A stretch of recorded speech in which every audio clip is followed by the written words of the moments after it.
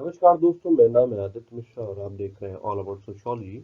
आज हम लोग बात करेंगे सोशल फंक्शंस की, यानी कि सामाजिक प्रकारवाद, फंक्शनलिज्म का ये चैप्टर आज हम लोग डिस्कस करेंगे, जिसमें हम लोग बात करेंगे प्रकार की परिभाषाओं की, प्रकार और सामूहिक विवेक यानी कि कलेक्टिव कंसाइंस, जो कि डर्कहाइम का कॉन्सेप्ट है, प्रकार का कल्चरल पर्सपेक्टिव, बायोलॉजिकल पर्सपेक्टिव और सिस्टम पर्सपेक्टिव। ये तीन बेसिक पर्सपेक्टिव हैं फंक्शनलिज्म या प्रकार के। इनको हम लोग डिस्कस करेंगे। प्रकार की आलोचनात्मक परिप्रेक्ष्य को भी हम देखने की कोशिश करेंगे। यहाँ पे धर्म के प्रकार और दुष्प्रकार भी इसी में आते हैं, इनको हम पढ़ने की कोशिश करेंगे। प्रकट और अप्रकट प्रकार, मैनिफेस्ट और लेटेंट फंक्शन, जो कि रॉबर्ट मर्टन का है, उसको हम पढ़ने की कोशिश करेंगे। यहाँ पे सिस्टम पर्सपेक्टिव टैलकट पार्सन का है, जो कि काफी इंपॉर्टेंट है फंक्शनलिज्म पर्सपेक्टिव में। यूजेस ऑफ फंक्शनल एनालिसिस यानी प्रकार्यात्मक विश्लेषण का प्रयोग हम किस तरीके से देखते हैं और इसकी सीमाएं क्या क्या है, जो कि सबसे इंपॉर्टेंट है। इन सारी चीजों को हम इस वीडियो में कवर करेंगे। अब हम बात करते हैं प्रकार की परिभाषा के ऊपर। तो रॉबर्ट मर्टन ने प्रकार के 5 अर्थ बताए। मतलब परिभाषा समझने से पहले हमें समझ लें कि अर्थों को किस प्रकार से बताया है रॉबर्ट मर्टन ने। प्रकार के 5 बेसिक अर्थ बताए, मतलब प्रकार शब्द या फंक्शन शब्द 5 अलग अलग रूप में हम लोग देखते हैं।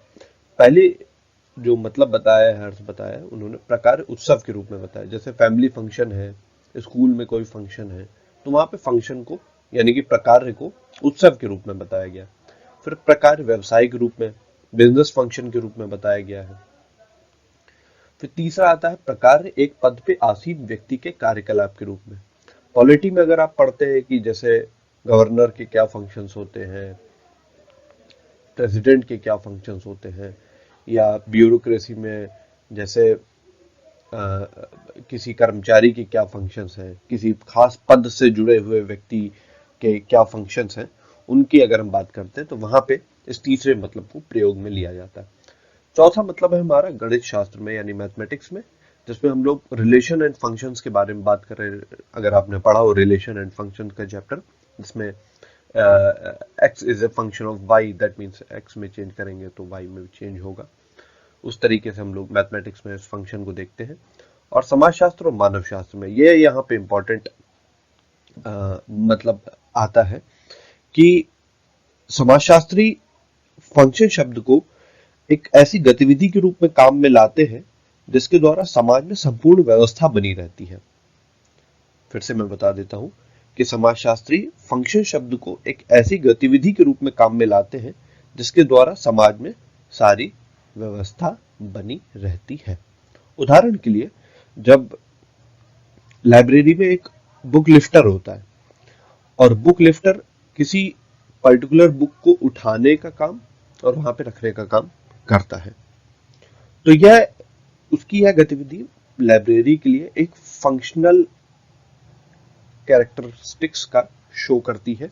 यानी कि बुक लिफ्टर लाइब्रेरी के फंक्शन को यानी कि लाइब्रेरी की व्यवस्था को बनाए रखने में सहायक है, और बुक लिफ्टर का यह काम फंक्शन है उसका, या हम कहें उसका प्रकार्य है। तो यहां से हमारा पांचवा मतलब निकल के आता है समाजशास्त्र और मानव शास्त्र में प्रकार की अर्थ।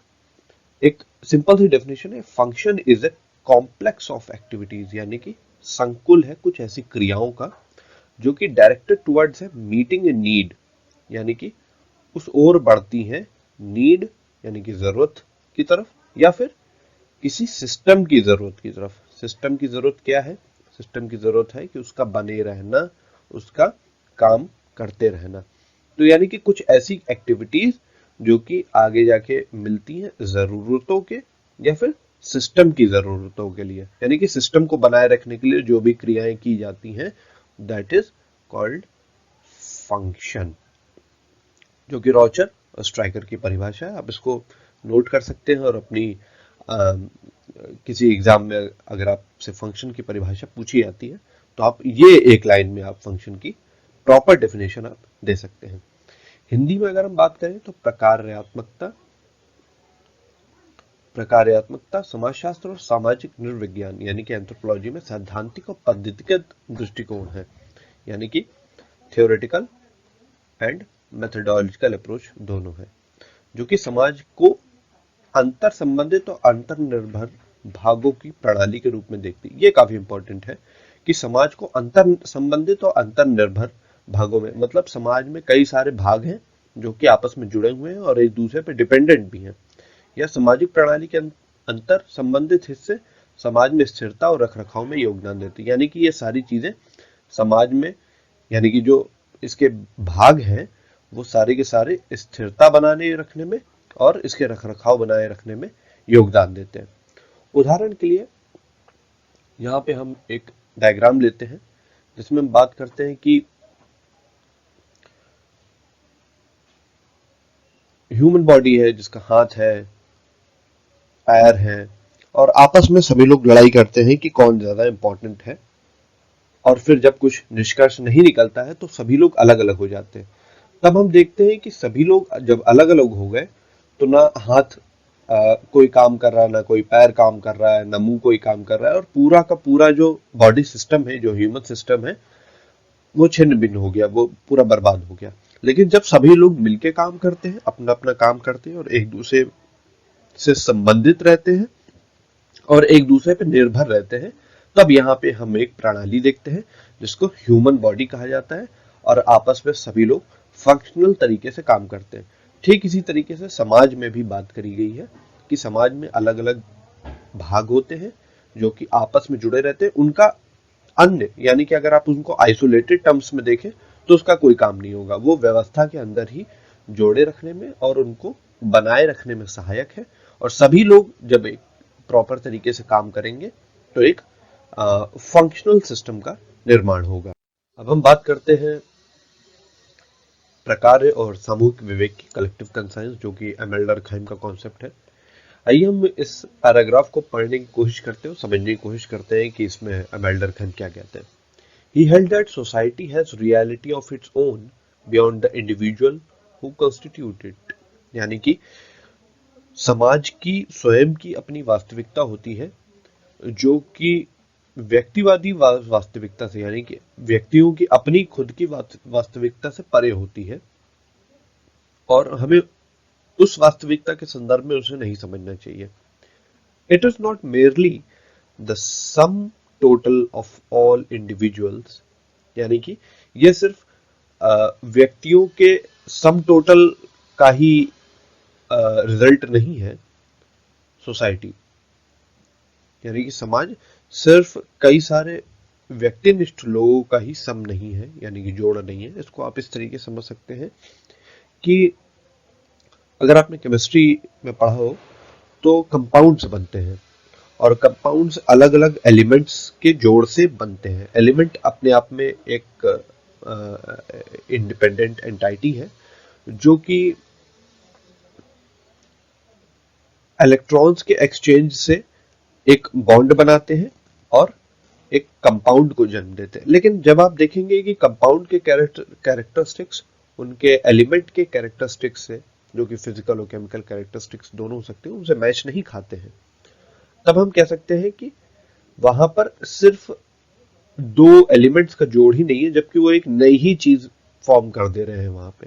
तो इसी तरीके से हम लोग सोसाइटी के भी कॉन्सेप्ट में कहते हैं कि सिर्फ ये अलग अलग इंडिविजुअल्स का जोड़ ही नहीं है, बल्कि एक नई ही चीज फॉर्म कर दे रहा है जिसको हम लोगों ने सोसाइटी कहा है, और जिसकी रियलिटी उनकी एलिमेंट्स की रियलिटी से अलग है। इसको आप केमिस्ट्री के संदर्भ में एग्जाम्पल के तौर पे देख सकते हैं। It is an entity, it is an मतलब समाज, to the individuals and exercise constant over them, यानी कि एक ऐसी एंटाइटी, एक ऐसा तत्व है जो कि इंडिविजुअल्स से बाहर है, मतलब इंडिविजुअल से बाहर है, यानी कि इंडिविजुअल का जोर उस पर नहीं है। And exercise constant over them, यानी कि उसकी चीजें उस पर बाध्यता पूर्ण तरीके से लागू होती है। बाध्यता से मतलब ये नहीं होता है कि जरूरी ही है उस चीज को करना, पर आप उसमें आपका विवेक काम नहीं करता है, उसमें समाज आपको वो चीज करने के लिए कहता है, बाध्य करने की कोशिश करता है। उदाहरण के लिए जैसे आप बड़े बुजुर्गों के आपको पैर छूने, उनको रिस्पेक्ट करनी है, तो ये कभी हो सकता है कि आपके मन से ना आया हो, आपके मम्मी पापा ने या आपने कई लोगों को देखा हो, समाज में देखा हो कि नहीं बड़े बूढ़ों की रिस्पेक्ट करनी चाहिए, तो इस तरीके से ये वाली चीज आई यहाँ पे। He sought to analyse and explain life in terms of society itself, यानी कि उन्होंने जीवन को समाज के संदर्भ में समझने का प्रयास किया है। ये काफी इंपॉर्टेंट चीज है यहाँ पे कि उन्होंने जीवन को समाज के संदर्भ में समझने का कोशिश करी है, जो कि इससे पहले साइकोलॉजिकल या फिर बायोलॉजिकल फैक्टर्स द्वारा समझी जाती थी। समाज के दृष्टिकोण से समझने की कोशिश नहीं की जाती थी, और यहीं से एक समाजशास्त्री का जन्म होता है। यहीं से एमिल डर्कहाइम एक समाजशास्त्री बन जाते हैं, चूंकि हर चीज को समाज के परिप्रेक्ष्य से समझने की कोशिश करते हैं। हालांकि साइकोलॉजिकल और बायोलॉजिकल फैक्टर्स भी मायने रखते हैं, ऐसा नहीं है कि वो नहीं, पर उन्होंने कहा कि नहीं, हम इस तरीके से एनालाइज नहीं करेंगे, हम उनमें सोसाइटल यानी कि समाज के ही परिप्रेक्ष्य में उनको समझने की कोशिश करेंगे। और उन्होंने कहा कि समाज को समझने के लिए हमें सोशल फैक्ट्स को समझना होगा, यानी कि सामाजिक तथ्य को, यानी कि समाज की सारी चीजें सोशल फैक्ट्स के इर्द गिर्द घूमती है। समाज का जो सेंटर है वो सोशल फैक्ट्स है। अब हम समझते हैं कि सोशल फैक्ट्स क्या है। सोशल फैक्ट्स कुछ समाज द्वारा बनाई गई कुछ ऐसी चीजें हैं जो कि बाह्यता का गुण रखती है, बाध्यता का गुण रखती है और अपरिहार्यता का गुण रखती है।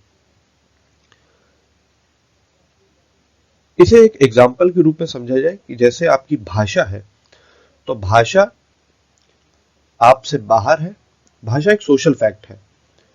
भाषा आपसे बाहर है, आप पर बाध्यता रखती है। बाहर है से मतलब यह है कि आप हो या ना हो, लैंग्वेज पे कोई फर्क नहीं पड़ता।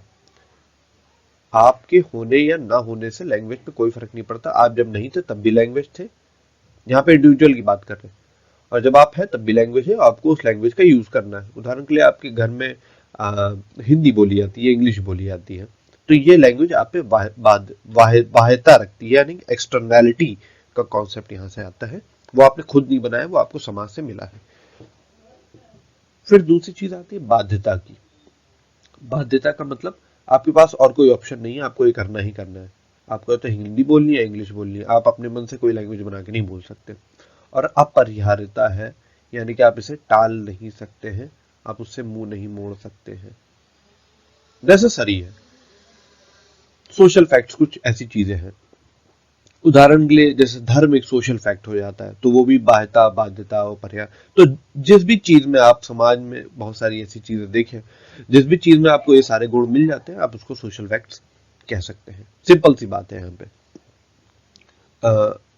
इसी संदर्भ में एमाइल डर्कहाइम ने अपनी पुस्तक ले सुसाइड में सुसाइड को सोशल फैक्ट्स की तरीके से देखने की कोशिश करी, उसका एनालाइजेशन किया।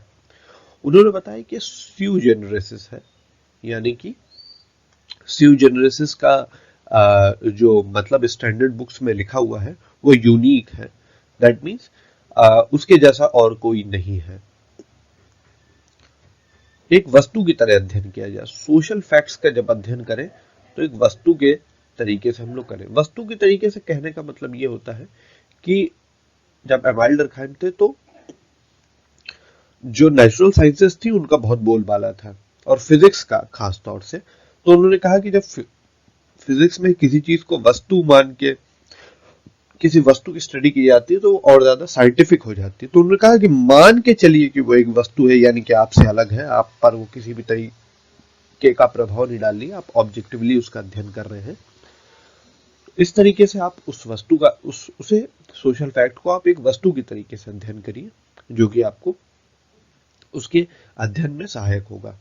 और एक अन्य चीज बताई गई है, एक सामाजिक तथ्य किसी अन्य सामाजिक तथ्य के ही संदर्भ में समझा जाए। उदाहरण के लिए जैसे अभी हमने कहा था, लैंग्वेज की बात आई थी, भाषा की बात आई, तो भाषा को समझने के लिए भी हमें किसी और सामाजिक संदर्भ को भी समझना चाहिए। यानी कि भाषा में कुछ ऐसे शब्द हैं जो कि आपके आसपास के माहौल के द्वारा या आपके कल्चर के द्वारा या आपके जो पहले से चले आ रहे हैं रीति रिवाज के द्वारा या लोकोक्तियां द्वारा उनसे संचालित है।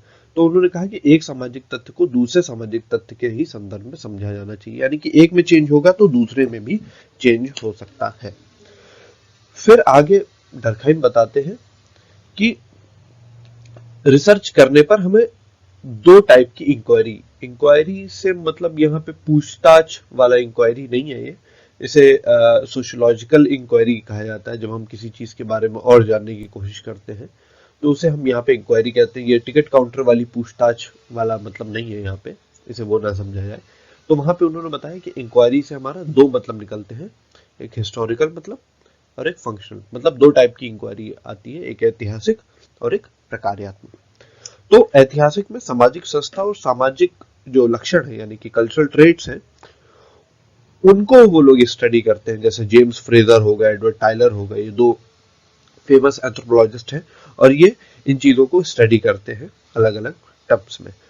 पर डर्कहाइम इसकी क्रिटिक करते हैं और वो ये कहते हैं कि इन चीजों के फंक्शन के संदर्भ में हम इनकी स्टडी करें, ना कि ये क्या है किस तरीके से है। तो अगर हम इनको ढंग से समझना है तो सिस्टम में इनके काम क्या है, सिस्टम में काम किस तरीके से कर रहे हैं और अभी तक ये क्यों एग्जिस्ट कर रहे हैं, इनकी यूजफुलनेस क्या है सोसाइटी में।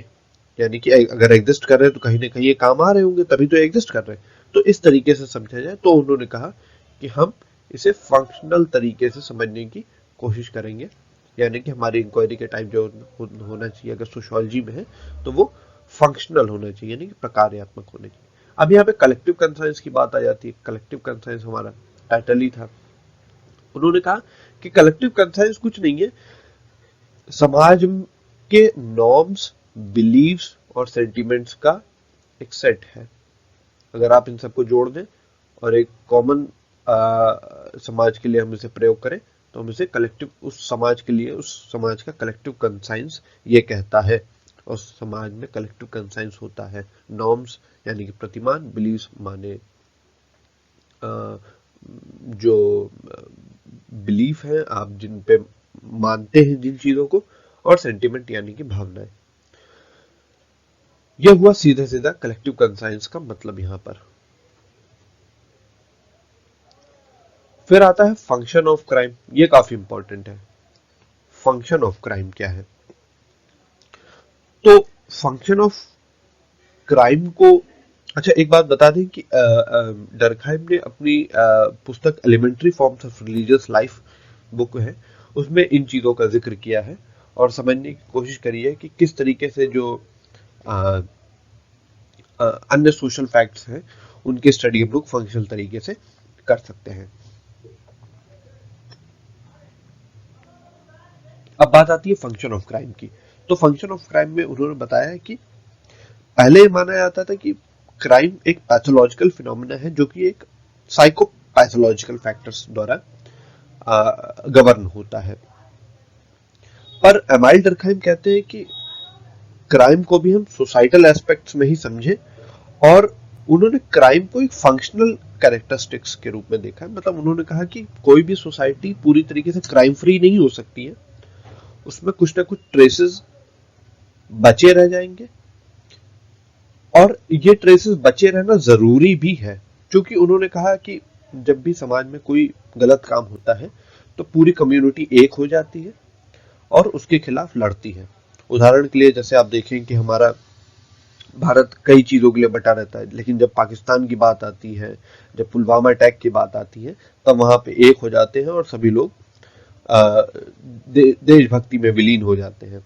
तो उन्होंने कहा कि अगर ऐसा थोड़ा मोड़ा क्राइम होता रहता है तो सभी लोग एक हो जाएंगे और उस क्राइम के खिलाफ एकजुट होकर आवाज उठाएंगे। तो इससे जो इंटीग्रिटी है सोसाइटी की, जो मॉरल कॉन्शियसनेस है, वो समाज की बनी रहेगी। तो ये डर्कहाइम कहते हैं और जो कि वो जरूरी भी मानते हैं इसके लिए। हालांकि वो ये भी कहते हैं कि बहुत ज्यादा क्राइम हो जाना भी अपने आप में एक डिसफंक्शनल कैरेक्टरिस्टिक्स है, लेकिन अगर थोड़ा बहुत क्राइम होता है तो वो एक अच्छी संकेत उसके वो देते हैं। उदाहरण के लिए जैसे आपको कभी कभी बुखार आ जाता है तो ये भी बोलते हैं डॉक्टर कि कभी कभी बीमार हो जाना है मतलब ठीक रहता है। अगर आप साल में एक दो बार बीमार हो रहे हैं तो दैट इज ओके, बिकॉज आपके जो वाइट ब्लड सेल्स है, जो इम्यूनिटी सिस्टम है वो एक्टिवेट रहता है और आपको बड़े रोगों से बचाने में मदद करता रहता है। और इसी फंक्शनल तरीके को आगे रॉबर्ट सॉरी मेलिनोव्स्की और रेडक्लिफ ब्राउन अपनी स्टडीज में यूज करते हैं। अब हम बात करेंगे प्रकार की सांस्कृतिक परिप्रेक्ष्य की, यानी कि इसका कल्चरल पर्सपेक्टिव क्या है फंक्शन का, जो कि दिया गया है ब्रेनिस्लाव मेलिनोव्स्की द्वारा।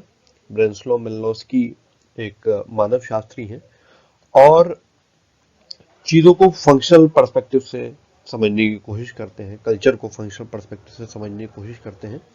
इनके पहले जो कल्चर के एवोल्यूशनरी यानी कि उद्विकासीय और डिफ्यूशनिस्ट पर्सपेक्टिव थे, वो इनकी क्रिटिक करते हैं। इवोल्यूशनरी में नाम आता है फ्रेजर और टायलर का, जो कि बताते हैं कि कल्चर की ये जो ट्रेट्स है, यानी कि ये जो तत्व हैं, वो पहले ये थे, फिर उनका इवोल्यूशन इस तरीके से हुआ, फिर इसका इवोल्यूशन इस तरीके से हुआ और धीमे धीमे बढ़ते बढ़ते हमारे पास इस स्वरूप में आए।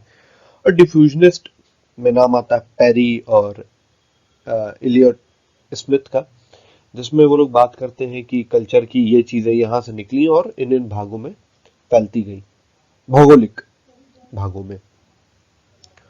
तो अब मेलिनोव्स्की इसकी क्रिटिक करते हैं और कहते हैं कि हमें कल्चर को इस तरीके से स्टडी नहीं करना चाहिए, हमें कल्चर को स्टडी करने के लिए उसके फंक्शनल इंटरप्रिटेशन पे जाना चाहिए और समझना चाहिए कि उस समाज में जरूरी क्यों है, वो क्या काम कर रहा है और किस तरीके से वो अपने आप को बनाए हुए है। तो उन्होंने बताया कि कल्चर की जो सबसे इंपॉर्टेंट यूनिट होती है वो सोशल इंस्टीट्यूशन होती है, यानी कि सामाजिक संस्था होती है। यहाँ पे सामाजिक संस्था की परिभाषा दी गई है। According to him is a set of activity, यानी कि ऐसी क्रियाओं का संकुल है ऑर्गेनाइज्ड अराउंड सम नीड, जो कि किसी जरूरत के इर्द गिर्द घूमती है। यानी कि कुछ जरूरतें हैं, उनको करने के लिए यदि हम कुछ एक्टिविटीज ऑर्गेनाइज करते हैं तो वो वहां पे हमारे सोशल इंस्टीट्यूशन कहलाएंगी। आगे कहते हैं कि social institution are responses to fundamental biological and psychological needs, यानी कि कुछ जैविकीय और मनोवैज्ञानिक जरूरतों के प्रति रिस्पॉन्स है, यानी कि आप उसके प्रति अपना प्रत्युत्तर दे रहे हैं व्यवहार का। ऑफ इंडिविजुअल्स, यानी कि लोगों का, such as a hunger and security. उदाहरण के लिए जैसे हमने बायोलॉजिकल नीड की बात करी, यहाँ पे नीड थ्योरी आ जाती है। नीड थ्योरी हम लोग डिटेल में किसी और वीडियो में पढ़ेंगे, पर अभी हम लोग बेसिक बात कर लेते हैं यहाँ पे कि उन्होंने बताया कि जैसे हंगर है, यानी कि यदि किसी व्यक्ति को भूख लग रही है और उसकी दो सबसे बेसिक जरूरतें हैं, एक भोजन है और एक मानसिक सुरक्षा है। यानी कि मतलब कुछ नहीं होगा, जैसे कि प्रिमिटिव सोसाइटी में था कि बहुत अनसर्टेनिटी थी, तो किसी भी तरीके की मेंटल सिक्योरिटी यहाँ पे नहीं थी। तो उन्होंने कहा कि ये दो बेसिक नीड्स हैं, बायोलॉजिकल और साइकोलॉजिकल, जिनकी वजह से कुछ सोशल इंस्टीट्यूशन किसी कल्चर में डेवलप होने लग जाते हैं और ये फंक्शनल एस्पेक्ट्स के होते हैं, मतलब ये समाज में बने रहने के लिए जरूरी होते हैं। उदाहरण के लिए जैसे हंगर है, तो हंगर है तो अब भाई खाना ढूंढने जाना है, तो पहले हंटर और गैदरर्स हैं, शिकार मारा, खा लिया, फिर उन्होंने कहा कि नहीं, थोड़ा माल जो है वो जमा करना भी शुरू कर देते हो। सिक्योरिटी के लिए उन्होंने घर बनाने वाली जो सोशल इंस्टीट्यूशन है उसको काम में लाया है कि हम घर पे जो आंधी बरसात तूफान है उनसे भी सुरक्षा रहेगी, जानवरों से भी सुरक्षा रहेगी और हम घर के अंदर एक सेफ महसूस करेंगे। तो उन्होंने पहले गुफाओं में अपना घर बनाना शुरू किया, फिर धीरे धीरे धीरे धीरे आज के जो मॉडर्न आर्किटेक्चर है उस तरीके से। तो यहाँ पे हम देखते हैं कि सोशल इंस्टीट्यूशन का मतलब कुछ ऐसी एक्टिविटीज जो कि बायोलॉजिकल या साइकोलॉजिकल नीड्स को पूरा करने के लिए आवश्यक होती है, और कुछ ऐसी क्रियाएं जिनका संकुल हम लोग सोशल इंस्टीट्यूशन यानी कि सामाजिक संस्थाएं कहते हैं। तो एक बेसिक सी बात है कि मेलिनोव्स्की का कहना है कि किसी भी समाज के 3 स्तरों पर हम उसको देख सकते हैं। ये बहुत ज्यादा डिटेल में नहीं जा रहे हैं अभी हम इसके। पहला है जैविकीय, दूसरा है संरचनात्मक यानी कि स्ट्रक्चरल, और तीसरा है प्रतीकात्मक यानी कि सिंबॉलिकल। तो मेलिनोव्स्की तर्क देते हैं कि समाज के ये 3 बुनियादी स्तर हैं और समाज कोई भी हो इन्हीं स्तरों से होकर गुजरता है, और समाज का ऑर्डर मेंटेन करने के लिए इन चीजों की जरूरत होती है। वो चाहे यहाँ हो चाहे कहीं और हो। यानी कि हर समाज चाहता है कि उसकी स्वास्थ्य संबंधी आवश्यकताएं पूरी हो, उसकी संरचना एकीकृत और अनडिवाइडेड हो, मतलब टूटे ना, अखंड हो, और समाज में प्रतीकों में एक सांस्कृतिक एकता हो। यानी कि कुछ सिंबल्स भी होते हैं, कुछ नीड्स होती हैं और कुछ बायोलॉजिकल नीड्स होती हैं। इस तरीके से हम नीड थ्योरी को यहाँ पे बेसिक बेसिक तरीके से समझ सकते हैं। हालांकि नीड थ्योरी पे एक अलग वीडियो बनाया जा सकता है, काफी डिटेल्ड चीज है नीड थ्योरी के मामले में। फिर आते हैं फंक्शन ऑफ मैजिक पे, यानी कि जादू का प्रकार ट्रेंसलो मेलनॉस्की क्या बताते हैं। तो अपनी पुस्तक आर्गोनॉट्स ऑफ वेस्टर्न पैसिफिक, ये काफी इंपॉर्टेंट बुक्स है, कंपटीशन में पूछी भी जाती है, और आपके एग्जाम में भी अगर आप आंसर लिख रहे हैं तो इस बुक को जरूर मेंशन करें। यहाँ पे उन्होंने ट्रोबियन आइलैंडर्स पर अपनी स्टडी करी, और मैजिक के जो फंक्शन है उन्होंने इसको पता करने की कोशिश करी। तो उन्होंने देखा कि जादू अनिश्चितता और भावनात्मक चिंता की स्थिति से उभरता है, और यह संकट की स्थितियों में चिंता से राहत दे देता है हमें। बेलोस्की के अनुसार अनिश्चितता और भय की स्थिति में आदिम मनुष्य की आशा और विश्वास को बढ़ाए रखने में ये जादू जो है ये योगदान करता है, जो कि आगे चल के थोड़ा सा धर्म से भी रिलेटेड हो जाता है। इस तरीके से मैजिक के फंक्शंस मेलनोस्की अपनी पुस्तक आर्गोनॉट्स ऑफ वेस्टर्न पैसिफिक में बताते हैं। हालांकि इसकी क्रिटिक की जाती है कि बहुत ज्यादा सिंपलिस्टिक वे में बता दिया गया, अति सरलीकरण कर दिया गया, जो कि इसकी आलोचना के रूप में लिखा जा सकता है। बायोलॉजिकल पर्सपेक्टिव की बात करते हैं अगर हम लोग, तो इसमें नाम आता है रेडक्लिफ ब्राउन का, जिन्होंने बताया कि कल्चर और सोशल सिस्टम को समझने के लिए हमें बायोलॉजी और जूलॉजी वाले तरीके, यानी कि नेचुरल साइंस वाले तरीकों का इस्तेमाल करना चाहिए। क्योंकि ये मानते थे कि ये जो कल्चर है और सोशल सिस्टम है ये कुछ अपरिवर्तित नियमों के तहत चलते हैं, और इनकी स्टडी भी हमें बायोलॉजी और जूलॉजी के तरीकों से ही करनी चाहिए। जिसमें आगे ये बात करते हैं सिंक्रोनिक पर्सपेक्टिव की और डाइक्रोनिक पर्सपेक्टिव की। तो सिंक्रोनिक पर्सपेक्टिव और डाइक्रोनिक पर्सपेक्टिव क्या है, इसको समझ लेते हैं। सिंक्रोनिक पर्सपेक्टिव ये कहता है कि किसी चीज को समझने के लिए उसके पास्ट में वो क्या था और क्या नहीं था उसकी जरूरत नहीं है, हमें अभी का देखना है और अभी की एनालिसिस करनी है। और डाइक्रोनिक में हम पूरा ट्रेस करेंगे कि कहाँ से आया, कैसे, क्या था। तो उन्होंने कहा कि नहीं, सिंक्रोनिक पर्सपेक्टिव ज्यादा अच्छा है और हमें सिंक्रोनिक पर्सपेक्टिव के तरीके से ही स्टडी करनी चाहिए।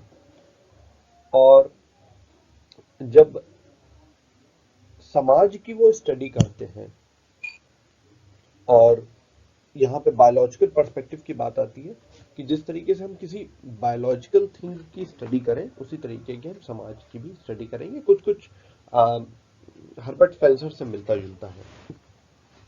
तो इसमें इन्होंने बताया कि बायोलॉजी में तीन चीजों में हम बांटते हैं और उसके बाद स्टडी करते हैं। एक होता है मॉर्फोलॉजी, एक होता है फिजियोलॉजी, और एक होता है इवोल्यूशन। तो मॉर्फोलॉजी में बात आती है कि which deal with the structure, यानी कि उसकी संरचना क्या है, वो किस तरीके से दिखता है, क्या क्या उसके अंग हैं, उनके बारे में हम लोग बात करते हैं मॉर्फोलॉजी में। तो समाज की भी एक मॉर्फोलॉजी तरीके से स्टडी होनी चाहिए, मॉर्फोलॉजी हमें समझनी चाहिए समाज की। फिर बात आती है फिजियोलॉजी की, जो कि कंसर्न करती है फंक्शन से। फिजियोलॉजी मतलब कोई अंग क्या काम कर रहा है और उसका अगले अंग के संदर्भ में क्या काम निकलता है, उसका क्या फंक्शन है, उसके बारे में हम लोग समझते हैं। और तीसरी चीज आती है एवोल्यूशन, यानी कि अब जब वो चीज सिस्टम चलना शुरू हुआ है तो आगे कहाँ तक जाएगा, किस किस तरीके से इवॉल्व होगा और डेवलपमेंट क्या होगा सिस्टम का, उसको हम लोग इवोल्यूशनरी पर्सपेक्टिव में समझ सकते हैं। तो तीन चीजें उन्होंने बताई, मॉर्फोलॉजी, फिजियोलॉजी और इवोल्यूशन। ये भी एग्जाम पॉइंट ऑफ व्यू से काफी इंपॉर्टेंट है। फिर उन्होंने अपनी पुस्तक structure and function primitive society में इन चीजों का जिक्र किया और समझने की कोशिश करी कि समाज के स्ट्रक्चर और फंक्शन, हालांकि इस दोनों टर्म्स के फंक्शन के तो मतलब हम समझ ही रहे हैं कि स्ट्रक्चर का मतलब हम अलग एक वीडियो में बनाएंगे। तो structure of function primitive society से किस तरीके से निकल के आता है, वहां पे इन्होंने अपने जब तक structure of function primitive society में बात करी, इन्होंने यहाँ पे बताया कि देखिए ये वाला जो पॉइंट है वो थोड़ा सा एरर कर गया है, ये इस पॉइंट के आगे ये यहाँ पे जा रहा है। यहाँ पे इन्होंने को एडेप्टेशन की बात करी। इन्होंने कहा कि समाज की जो बेसिक नीड होती है वो को एडेप्टेशन है। को एडेप्टेशन का मतलब ये है कि समाज में हल्की फुल्की दिक्कत आती है तो समाज उसको संभाल लेता है, और समाज खुद चाहता है कि इंटीग्रिटी बनी रहे, सॉलिडारिटी मेंटेन रहे, सारा सिस्टम ठीक तरीके से चलता रहे। उदाहरण के लिए जैसे आपके शरीर में कहीं चोट वोट लगती है तो वो धीरे धीरे खुद ही ठीक हो जाती है, उसको आपको ठीक करने की जरूरत नहीं पड़ती है, क्योंकि शरीर खुद भी चाहता है कि वो चीजें ठीक रहें और ज्यादा फर्क ना पड़े। यहाँ पे डरखाइम की बात आती है। Durkheim define the function of the social institution and the satisfaction of the needs of the social organism, यानी कि उन्होंने बताया था कि सामाजिक संस्थाएं जो काम करती हैं वो सोशल ऑर्गेनिज्म, सामाजिक सावयव, जिसकी बात हम लोगों ने करी थी हर्बर्ट स्पेंसर की वीडियो में, यानी कि सोशल इंस्टीट्यूशन जो काम करती हैं वो सामाजिक सावयव, यानी कि अगर हम समाज को एक बॉडी के रूप में देखें तो उसको बनाए रखने में सहायक होती हैं और उसकी जरूरतों को पूरा करती हैं। कहने का मतलब है कि जैसे बायोलॉजिकल जो बॉडी होती है उसको बनाए रखने के लिए कुछ जरूरतें होती हैं, जैसे इन्वायरमेंट होता है, फूड होता है, शेल्टर होते हैं, तरह तरह की और चीजें होती। तो उन्होंने कहा सोशल ऑर्गेनिज्म को भी बनाए रखने के लिए सोशल इंस्टीट्यूशन कुछ ऐसे काम करते हैं जो कि सोशल ऑर्गेनिज्म के सेटिस्फैक्शन की नीड होती है, मतलब उसको बनाए रखने के लिए जरूरी होती है। जरूरत यहाँ पे एक वर्ड आया है, और जिसको रेडक्लिफ ब्राउन ने अपने पर्सपेक्टिव से देखा और उन्होंने कहा कि नीड्स की जगह हमारे पास होना चाहिए एक word necessary condition of existence, यानी कि अपना सिस्टम बनाए रखने के लिए कुछ जरूरी आवश्यकताएं, कुछ जरूरी कंडीशंस। ये काफी इंपॉर्टेंट है, ये पूछा जा सकता है कि नीड को किस तरीके से चेंज किया गया रेडक्लिफ ब्राउन ने अपने पर्सपेक्टिव में। तो आप बताएंगे कि नीड को उन्होंने रिप्लेस किया नेसेसरी कंडीशन ऑफ एग्जिस्टेंस में। इसके बाद हम बात करते हैं सिस्टम पर्सपेक्टिव की, जो कि फेमस समाजशास्त्री टालकिट पार्सन द्वारा दिया गया है और काफी काफी काफी इंपॉर्टेंट है कंपटीशन में, आपके बीए या एमए के एग्जाम्स में और डिफरेंट कॉम्पिटिशन्स में ये पूछा भी जाता है कि एजीआईएल स्कीम क्या है, एजीआईएल सिस्टम क्या है। टालकिट पार्सन ने सिस्टम पर्सपेक्टिव को यानी कि सिस्टम को बनाए रखने के लिए क्या 4 पॉइंट्स बताए हैं। तो उन्होंने बताया in order to survive a system, यानी कि एक सिस्टम को, एक व्यवस्था को बनाए रखने के लिए, एक प्रणाली को बनाए रखने के लिए हमारे पास 4 फंक्शंस हैं, वो 4 चीजें करती हैं और 4 जरूर से जरूर करने चाहिए। चारों में से एक भी अगर छूटेगा तो फिर काम बिगड़ जाएगा। पहला उन्होंने बताया एडेप्टेशन, यानी कि अनुकूलन। A system must cope with the external situational exigencies, या exigencies का मतलब होता है तत्कालिक आवश्यकताएं, यानी कि किसी सिस्टम को किसी भी बाहरी तत्कालिक आवश्यकताओं के तहत अपने आप को मोड़ लेना चाहिए। ये यहाँ पे एक मेन पॉइंट है, बाहरी तत्कालिक आवश्यकताओं के प्रति अपने आप को मोड़ लेना चाहिए। It must adapt to its environment, यानी कि उसको अपने पर्यावरण यानी कि आसपास की जो चीजें हैं उसको उसमें अपने आप को ढाल लेना चाहिए। And adapt the environment to its need, और उसकी जरूरतों के प्रति अपने आप को बदल लेना चाहिए, अडेप्ट कर लेना चाहिए, अनुकूल कर लेना चाहिए अपने आप को। ये पहला पॉइंट था एडेप्टेशन का, यानी कि किसी सिस्टम के सर्वाइवल में पहला पॉइंट। मतलब सिस्टम क्या करेगा तो वो अपने आप को बनाए रख सकता है, और अगर ये सारी चीजें नहीं करेगा तो सिस्टम कोलैप्स हो जाता है। फिर दूसरी चीज आती है goal attainment. Goal attainment, system must define and achieve its primary goal, यानी कि सिस्टम के पास कुछ गोल्स होने चाहिए, कुछ प्राइमरी गोल्स होने चाहिए, सेकेंडरी भी हो सकते हैं, टर्शरी भी हो सकते हैं, पर प्राइमरी तो हो ही हो और उनको वो अचीव कर पा रहा हो। तो गोल अटेनमेंट की बात होती है, यानी कि अगर समाज की बात करें तो भाई हमारा बेसिक गोल क्या है? आगे बढ़ना, सबकी जरूरतों को पूरी करना, इस तरीके से। तो अगर हमारे पास ये गोल ही नहीं होगा तो फिर हम आगे नहीं बढ़ पाएंगे। फिर तीसरी चीज आती है, मोस्ट इंपॉर्टेंट आती है इंटीग्रेशन, सामंजस्य, एकता, सुदृढ़ता, जिस भी तरीके से आप इसको देखें। A system must regulate the inter relationship, अंतर संबंध ऑफ इट्स कंपोनेंट, जैसे कि हम लोग अभी तक देखते हुए आ रहे हैं, इट्स कंपोनेंट्स पार्ट्स, यानी कि आपस में उसके भागों का अंतर निर्भरता और अंतर संबंध। It also manages the relation among the other three functional imperatives, that is A for adaptation, G for goal attainment and L for latency, जिसको भी हम लोग अलग पॉइंट में पढ़ेंगे। उन्होंने कहा कि चीजों के बीच सामंजस्य होना बहुत जरूरी है। सीधी सी बात ये कह रहे हैं कि अगर सोसाइटी को बनाने में चार चीजें अगर लग रही हैं तो चारों के बीच में सामंजस्य जरूर से जरूर होना चाहिए। अगर ऐसा नहीं होगा तो फिर सिस्टम कोलैप्स करेगा। फिर चौथी चीज आती है लेटेंसी, जिसको कई जगह पैटर्न मेंटेनेंस भी कहा गया है, लेकिन एल आ रहा है तो हम इसको लेटेंसी कहेंगे।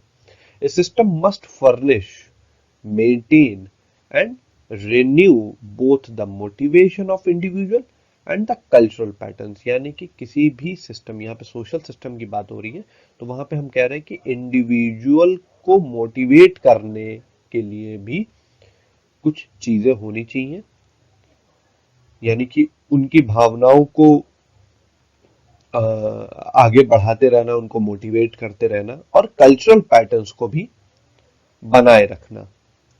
सस्टेन दैट मोटिवेशन, यानी कि एक इंडिविजुअल के पॉइंट ऑफ व्यू से, एक सोसाइटल पॉइंट ऑफ व्यू से सारी चीजों का मोटिवेशन बनाए रखना, और अगर कोई टूट फूट होती है तो उसको भी ठीक कर लेना। इसी को कहा जाता है यहाँ पे लेटेंसी या पैटर्न मेंटेनेंस, जिसका सबसे अच्छा एग्जांपल है कि आप देखिए कि आपके पिताजी थके आ रहे, बाहर से आ रहे हैं, तो मम्मी उनके लिए चाय बना रही हैं या उनको पूछ रही हैं कि आज क्या हुआ, या उनका सामान ले जाके एक तरफ रख देती हैं। इस तरीके की चीजें हम लोग देखते हैं, तो जो कि पैटर्न मेंटेनेंस में काफी सहायक होता है। यानी कि अगर कोई भी इस तरीके से मोटिवेशन मिल जाता है सिस्टम के इंडिविजुअल को, और उसके कल्चर पैटर्न को मेंटेन करने में कुछ चीजें अगर मोटिवेट कर रही हैं उसको, जो कि समय समय पे आवश्यक होती हैं, तो वहां पे पैटर्न मेंटेनेंस की बात आती है। और ये हमारे AGIL स्कीम का चौथा पॉइंट है। हालांकि इसकी क्रिटिसिज्म भी है कि has been criticized on the ground that is it is difficult to test whether these prerequisites are empirically valid, यानी कि इसकी एक आलोचना बताई जाती है कि ये चेक करना बहुत ही ज्यादा कठिन है कि ये जो प्री रिक्विसाइट्स बताई गई हैं, ये प्री रिक्विसाइट यानी कि पूर्व आवश्यकताएं जो बताई गई हैं, इनको एम्पेरिकली वैलिड माना जाए या नहीं, और हम कैसे चेक करें कि एम्पेरिकली वैलिड है या नहीं है, यानी कि अनुभवजन्य तरीके से। तो इसके बारे में एक खासा विवाद छिड़ा रहता है AGIL मॉडल पर। अब हम लोग बात करेंगे रॉबर्ट मर्टन के इस आलोचनात्मक परिप्रेक्ष्य की, जो कि प्रकारवादी एनालिसिस के 3 पोस्टुलेट्स पर आधारित है। ये 3 काफी काफी ज्यादा इंपॉर्टेंट पोस्टुलेट्स हैं जो कि आपको एग्जाम में पूछे जाते हैं और आपको पता होने चाहिए। तो हम लोग एक एक करके इन पोस्टुलेट्स को पढ़ेंगे और इनकी आलोचना रॉबर्ट किंग मर्टन के अनुसार, चूंकि उन्होंने इन तीनों की आलोचना करी है, उनकी कमियां बताई हैं, उनके बारे में हम लोग बात करेंगे। तो फर्स्ट पोस्टुलेट क्या है यहाँ पे? फर्स्ट पोस्टुलेट है of the functional unity of the society. कैसे?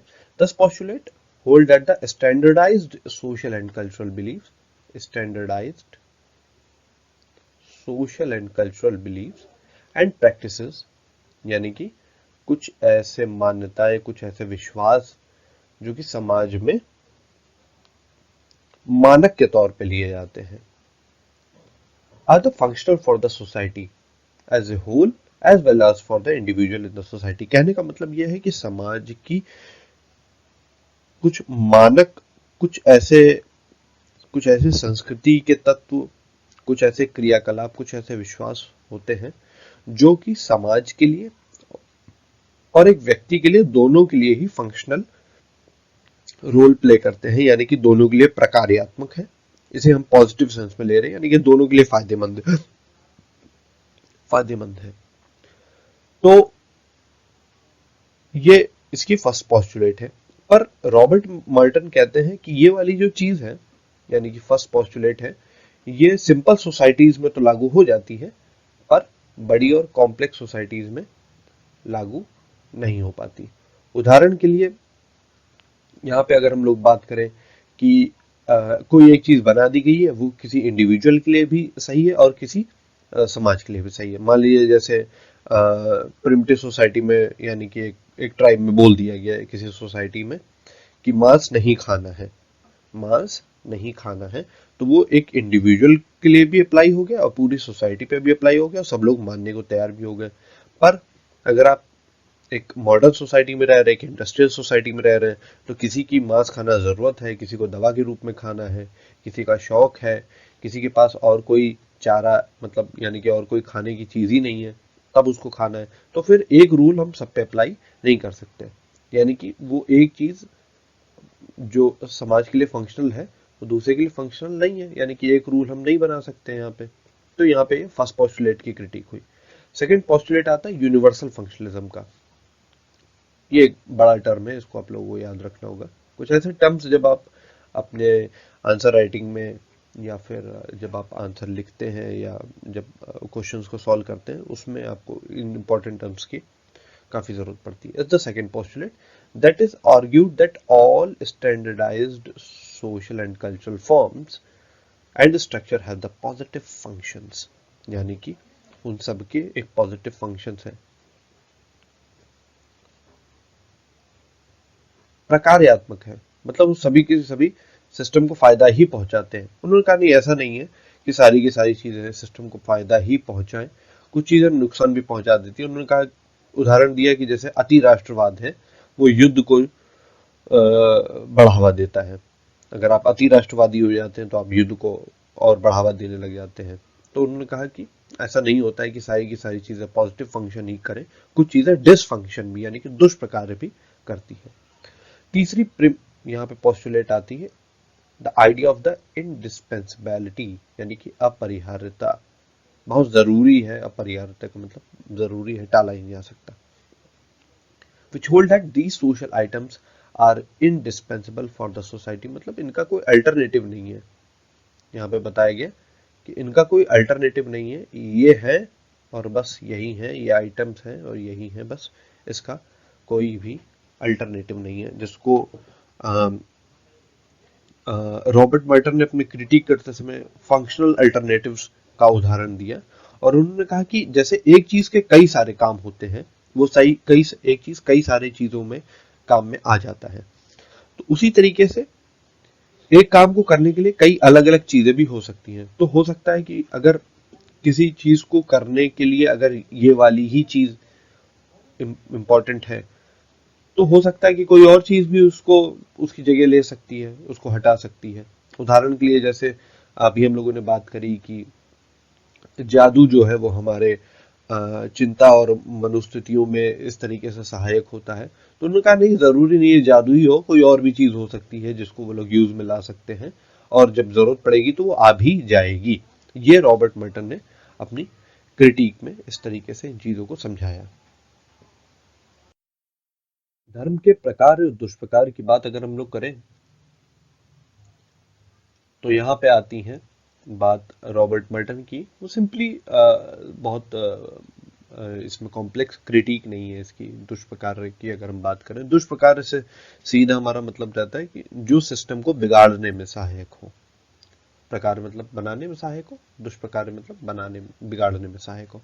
तो उन्होंने कहा कि धर्म के प्रकार भी होते हैं, दुष्प्रकार भी होते हैं। प्रकार जैसे अभी हम लोगों ने समझा कि धर्म लोगों में एकता लाता है, विश्वास लाता है, लोगों को जीने का मकसद देता है। कई बार हम चिंता में होते हैं, ऐसे स्थितियों में होते हैं कि आपको कोई चाहिए होता है, तो धर्म आपको एक सहायक की दृष्टि से देता है। वहीं दुष्प्रकार की बात आ जाती है, जैसे आप दो धर्मों के बीच कॉन्फ्लिक्ट देख लीजिए, धर्मों के अंदर ही जो ग्रुप्स बन जाते हैं उनमें कॉन्फ्लिक्ट देख लीजिए, तो उस तरीके की चीजें आ जाती हैं। जैसे हिंदू मुस्लिम के कॉन्फ्लिक्ट्स आ जाते हैं, हिंदू में ही इंटरनल कास्ट कॉन्फ्लिक्ट्स आ जाते हैं, मुस्लिम्स में भी शिया और सुन्नी के कॉन्फ्लिक्ट्स आ जाते हैं। तो इस तरीके से वो एक डिसफंक्शनल कैरेक्टर भी शो करता है धर्म का। फिर बात आती है प्रकट और अप्रकट प्रकार की, यानी कि मैनिफेस्ट और लेटेंट फंक्शन, रॉबर्ट किंगबर्टन द्वारा दिया गया कॉन्सेप्ट। तो उन्होंने कहा कि यहाँ पे जब हम कोई भी फंक्शन करते हैं तो उसके दो फंक्शन निकल के आते हैं, एक मैनिफेस्ट है, एक लेटेंट। मैनिफेस्ट का मतलब मैनिफेस्ट में तीन चीजें होनी चाहिए। एक होता है इंटेंडेड, एंटिसिपेटेड एंड रिकॉग्नाइज्ड, अभीष्ट, पूर्वानुमानित और स्वीकृत। उदाहरण के लिए आप पढ़ाई करते हैं, आप अच्छे नंबर लाने के लिए पढ़ाई करते हैं, आप मेहनत करते हैं, यह आपका मैनिफेस्ट फंक्शन हुआ। लेटेंट फंक्शन क्या होता है कि जब आप पढ़ाई करते हैं और आपके अच्छे नंबर आते हैं तो समाज में आपको उच्च दृष्टि से देखा जाने लग जाता है और एक दिन डीएम साहब आपके घर पर आके आपको पुरस्कृत करते हैं, आपको सम्मानित करते हैं। ये आपने सोचा नहीं था। देखिए, पढ़ाई करने का मतलब ये नहीं है कि आप क्या कहते हैं, डीएम साहब आपको घर पे आके पुरस्कृत करें। वो आपका मैनिफेस्ट फंक्शन था। आप पढ़ाई करेंगे, आपकी नॉलेज में बढ़ोतरी होगी, आपके करियर को सिक्योरिटी मिलेगी। पर उसके साथ ही साथ क्या हुआ, क्या आपने अच्छी पढ़ाई करी, आपने जिले में टॉप किया, तो ये इसका लेटेंट फंक्शन हो गया। बहुत सारी चीजें ऐसी होती हैं कि जब आप उन चीजों को सोच के करते हैं और उसके साथ साथ और भी कुछ हो जाता है। और इसी का एग्जाम्पल रॉबर्ट मर्टन ने अपनी कॉन्सेप्ट में Hopi Indians of the north Arizona में दिया है, जिसमें रेन मेकिंग सेरेमनी का वहां पे वो जिक्र करते हैं, रेन मेकिंग सेरेमनी का जिक्र करते हैं और बताते हैं कि ये जो होपी इंडियंस ट्राइब्स होती हैं, ये रेन मेकिंग सेरेमनी यानी कि रेन को, यानी कि बारिश को बुलाने के लिए एक सेरेमनी रखती हैं, जिसमें ये लोग इकट्ठे होते हैं। पर इनका मैनिफेस्ट फंक्शन तो ये है, यानी कि इनका जो सबसे पहला काम तो ये है कि ये बारिश बुलाने के लिए इकट्ठे हुए हैं। पर इस वजह से इसके लेटेंट फंक्शन में बात ये आती है कि समाज में, यानी कि उनकी ट्राइब में सुदृढ़ता आती है, लोग एक दूसरे से इंटरेक्ट करते हैं, बातचीत करते हैं। और बारिश आए या ना आए वो तो देखिए अलग है, लेकिन समाज में सुदृढ़ता बनी रहती है और लोग एक दूसरे से इंटरेक्ट करना कभी नहीं छोड़ते हैं। ये एग्जाम्पल दिया होपी इंडियंस ऑफ नॉर्थन एरिजोना का। फिर दूसरा एग्जाम्पल देते हैं function of the conspicuous consumption. Conspicuous consumption मतलब महंगी चीजें, विलासपूर्ण जो चीजें होती हैं, जो काफी सुख देने वाली जो चीजें होती हैं, उनका कंजम्पशन। ये कॉन्सेप्ट दिया था थर्स्टन वेबलेन ने 1857 से 1929 तक ये रहे। और लेजर क्लास का भी कॉन्सेप्ट इन्होंने दिया है।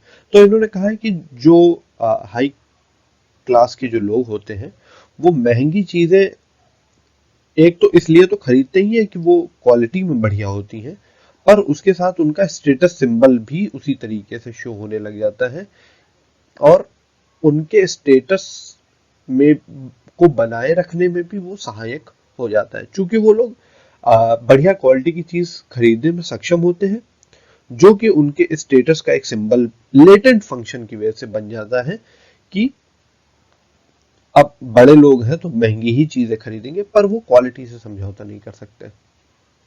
यहां पे बात आती है function of the conspicuous consumption Thurston Veblen की। अब बात करते हैं हम लोग प्रकार्यात्मक विश्लेषण का प्रयोग, यानी कि हम लोग इसको, इस फंक्शनल एनालिसिस का यूज किस तरीके से करते हैं, इसके बारे में हम लोग बात करते हैं। तो प्रकार्यात्मकता समाजशास्त्र और सामाजिक नृविज्ञान में एक सैद्धांतिक परिप्रेक्ष्य के रूप में मानव समाज और सामाजिक जो समझ है उसके बारे में इसने महत्वपूर्ण योगदान दिया है। प्रकार्यात्मकता का मुख्य योगदान समाज की पूर्णता पर जोर देता है और उसके भागों के अंतर संबंधों पर इसका जोर रहता है। यह समाज को एक प्रणाली मानता है जिसका संपूर्ण रूप से अध्ययन किया जाना चाहिए। प्रकार्यात्मकता का तरीका आदिम समुदाय के विश्लेषण में सहायक प्रतीत होता है। प्रकार्यात्मकता का एक और गुण है कि यह तर्कहीन लगने वाले मान्यताओं और सांस्कृतिक पैटर्न में समझ पैदा करता है। उदाहरण के लिए सिर के शिकार का रिवाज है, ब्राजील के अवकाश में बोलीविया के बीच प्रचलित है, और वेस्ट के जो गानबरी हैं, अफ्रीका बोर्नियो के डायक्स, सुमात्रा के लेपोंग्स और असम के नागा, इन जगहों पे शिर के शिकार का रिवाज है। इसमें होता यह है कि जब युद्ध या युद्ध में दुश्मन मारे जाते थे तो उनके सिर को काट के लाया जाता था और स्मृति चिन्ह के रूप में लिया जाता था। इन लोगों में शिकार का प्रमुख कार्य अविवाहित योद्धा को अपने समुदाय के सामने योग्यता और शारीरिक क्षमता साबित करने के लिए तैयार करना है, और इसी तरीके से वह अपने प्रिय के दिल में भी जगह बनाने के काम आने लग गया।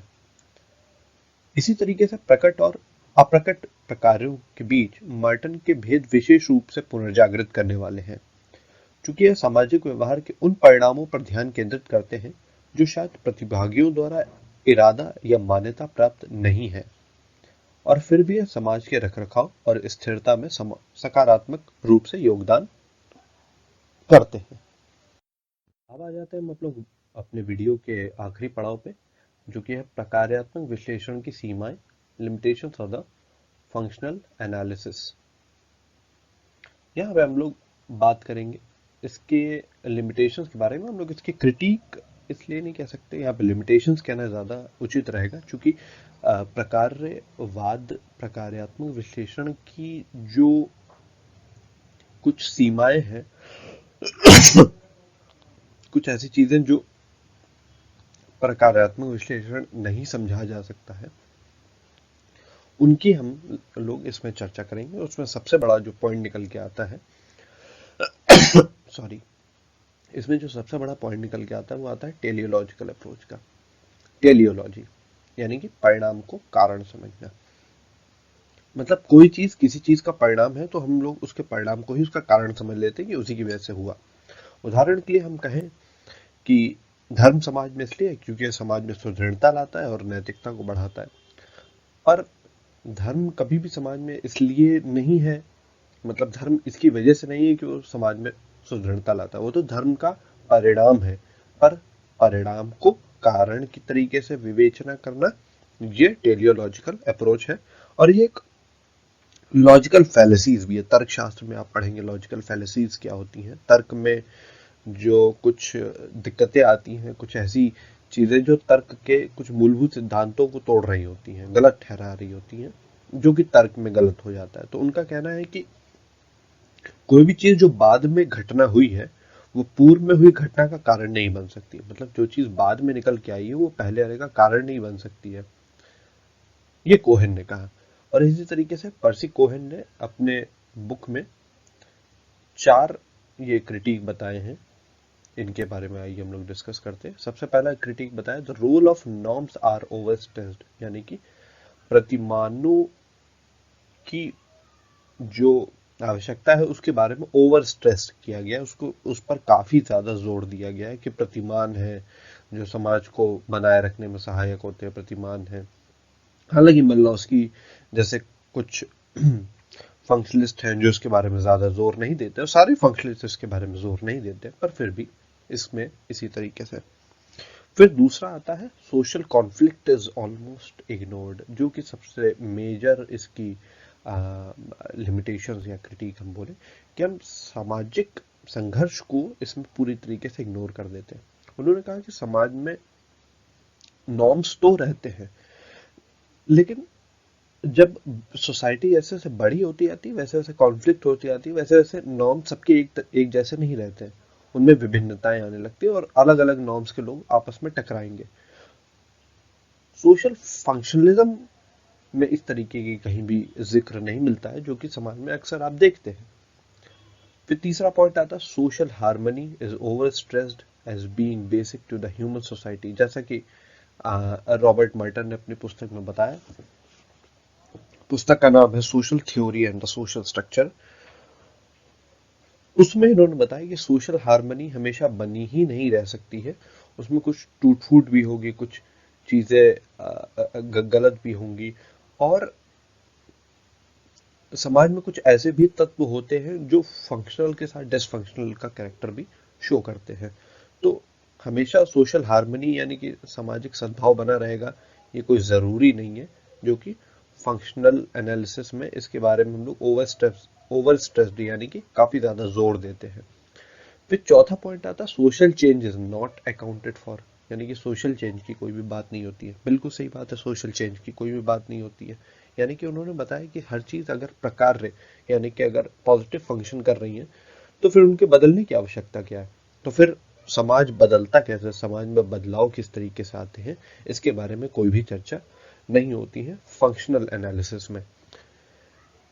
इसमें एक और क्रिटिक इनकी आती है कि ये मानव को नुकसान पहुंचाने वाली कुछ ऐसी चीजें हैं, उनके बारे में भी ये जस्टिफिकेशन शो करने लग जाती हैं। जैसे social theory of stratification, functional theory of stratification है, उसमें इस बात का जिक्र किया जाता है कि कुछ लोग नीचे हैं तो ये अच्छा है, कुछ लोग ऊपर हैं तो ये अच्छा है।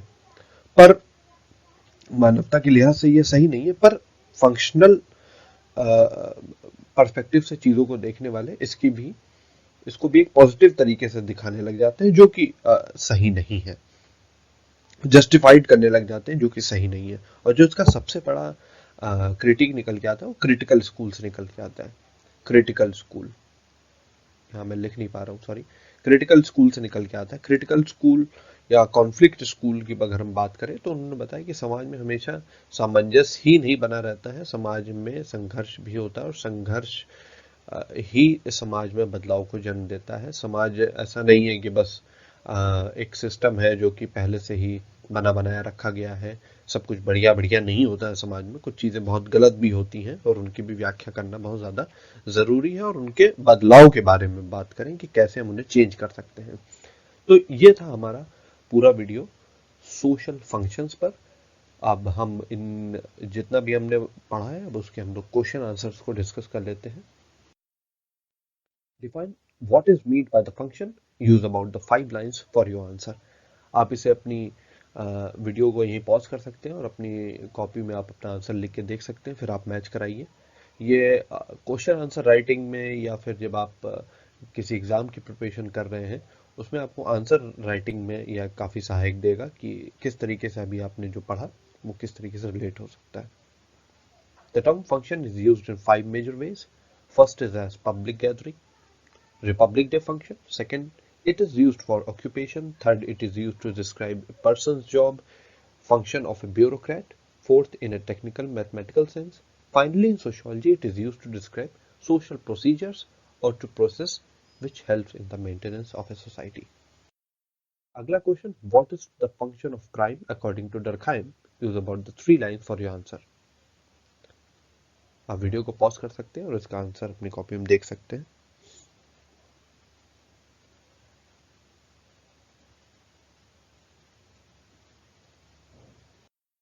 अगला प्रश्न, according to functionalist social institution are responses to fundamental biological and psychological needs of individual, yes या नो।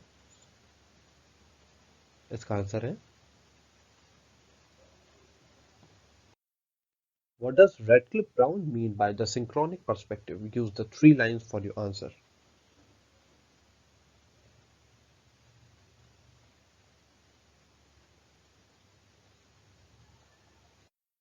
अगला प्रश्न, what are the 4 functional prerequisites of any social system according to the Talcott Parsons? Use about 8 lines for your answer. काफी important question है।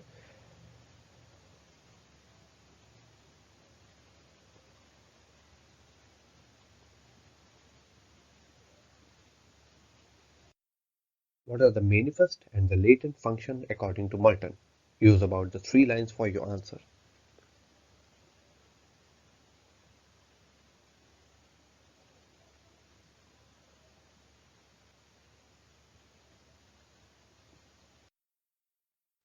हमारा video यहीं समाप्त होता है। आपका यहाँ तक जुड़े रहने का बहुत बहुत धन्यवाद। आप हमारे वीडियो को लाइक कर सकते हैं, शेयर कर सकते हैं और कमेंट बॉक्स में हम बताइए कि वीडियो कैसा लगा। और मिलते हैं नेक्स्ट वीडियो में, तब तक के लिए धन्यवाद। Thank you.